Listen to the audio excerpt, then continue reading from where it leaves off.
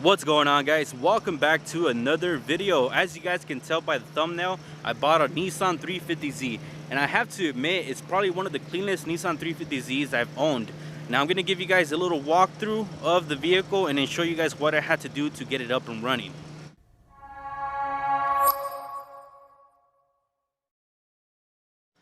So this right here is my new to me 2005 Nissan 350Z.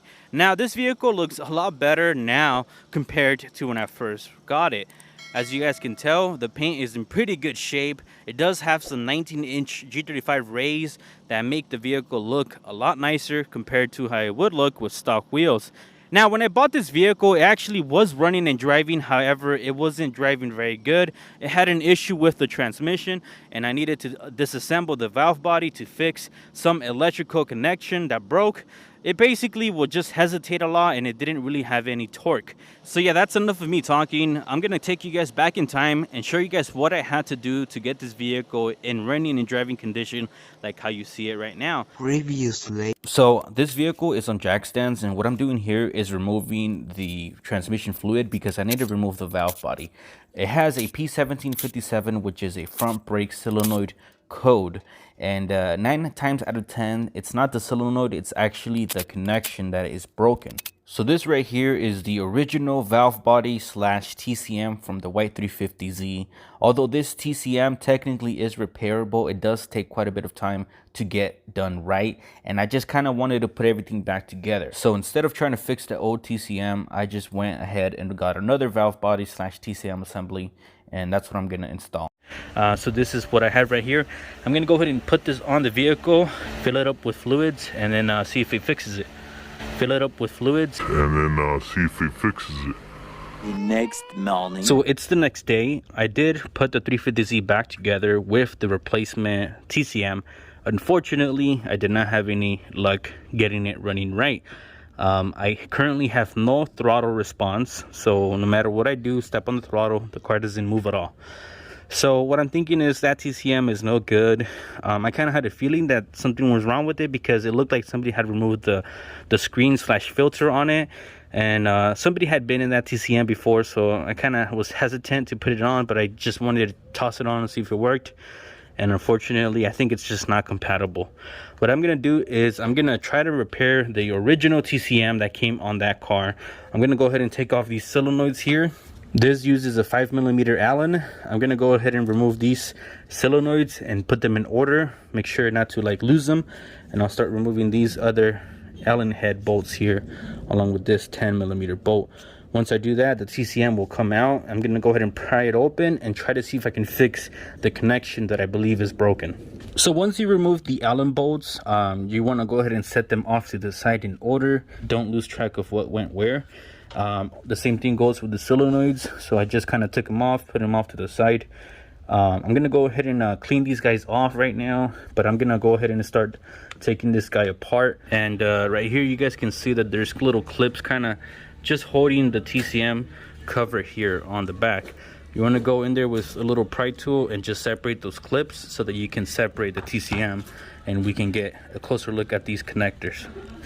So once you remove your backing cover to the TCM, this is how it's going to look like. Now, this is actually a pretty common issue here that we have. If you guys look closely right there, you guys can see we have a small break. Now, that will cause the code that this vehicle has. And it's actually not too difficult to repair.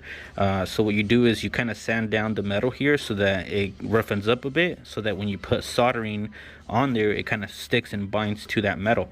So I'm gonna go ahead and do that, and then I'm also gonna put a small wire that runs to the bottom right here, so that if it were to break again, at least the wire will still be intact, and hopefully never have this issue again.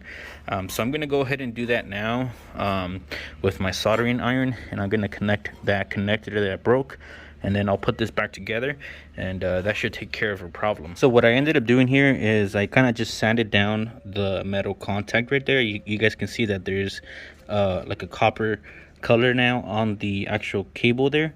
So that's kind of what you want to do so that the solder kind of sticks to that. And then an extra step that I'm going to do is put a little bit of cable or wire, you can say, onto that connector, and I'm going to route this cable down so that it comes down right there.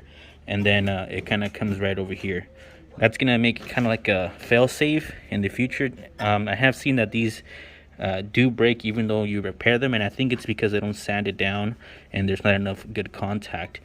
So I did finish up soldering these guys back up here. Now I did go a step further and I soldered the joint right here next to this one, just because it looks like there was a lot of stress over here, so I didn't want this to break because of what I did here. So I tried to clean up as best as I could. I did a little bit better job right here. On this one I kind of used a bigger wire, so that's why it looks like a big blob. It will kind of not shut perfect right there, but I think I'm going to go back there and just kind of melt a little bit of that solder so that it's flush with the casing here, so it doesn't kind of stick out. But other than that, I mean, this is pretty much ready to go. I'm going to give it a wipe down here, and then I'm going to put it back together and put it on the car. So this is going to be the first startup after I removed the valve body again and installed the original one. Fingers crossed everything works. There we go, buddy.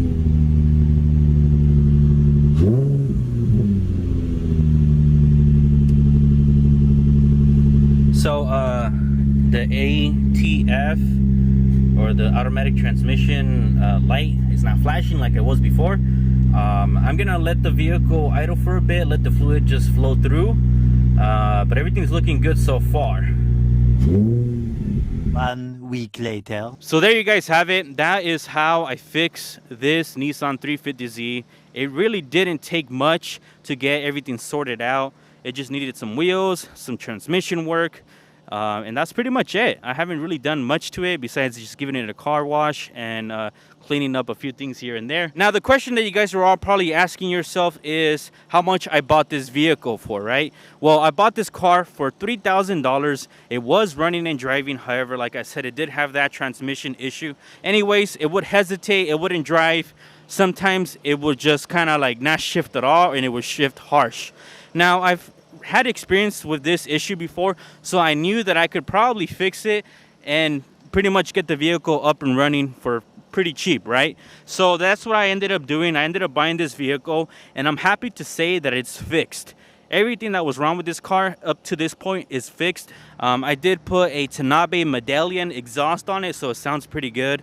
I also put these G35 rays on here because the stock wheels, although they did look fine, they actually weren't stock. I think they were off of a G37 coupe, and the tires were very bald, so I didn't want to buy new tires, and I had these G35 rays in my garage, so I decided to just toss them on, and I think they look awesome on the vehicle.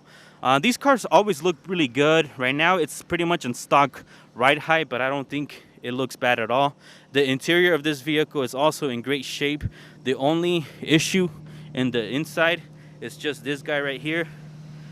There's a little tear right there, but everything else is pretty solid. It has cold AC, runs and drives straight. Now, the big downside to this vehicle is that it is a salvage title. It's technically restored salvage, but I think I found some pictures of how this vehicle looked before. I'll go ahead and toss them up on the screen. I think it did get damaged here in the rear end, but as you guys can see, there's no evidence of any crash here. It was professionally repaired. I think what they ended up doing is they cut off this section and they just welded in a new piece because the body looks pretty straight. I mean, there's kind of some evidence here of some gaps and whatnot, but other than that, there's not really anything else to talk about as far as, you know, cosmetic issues. So that is pretty much going to summarize how I was able to fix this vehicle. As you guys can tell, it didn't really take much work, and it just kind of took a little bit of knowledge and skill to get it up and running. Now, this vehicle will be posted for sale shortly here, and whoever gives me the most money will take it. Sad to say that I am going to sell it, but I can't keep them all, like I said, and I'm sure somebody is going to enjoy this vehicle. I get a lot of head turns from this car because it's just in such good shape, and it sounds really good. So if you guys did like today's video, make sure to give it a thumbs up, and if you guys would like to see more content on Nissan 350Zs or Infinitis or pretty much anything, make sure to hit the subscribe button and continue following my journey. I'll see you guys on the next one. Peace out.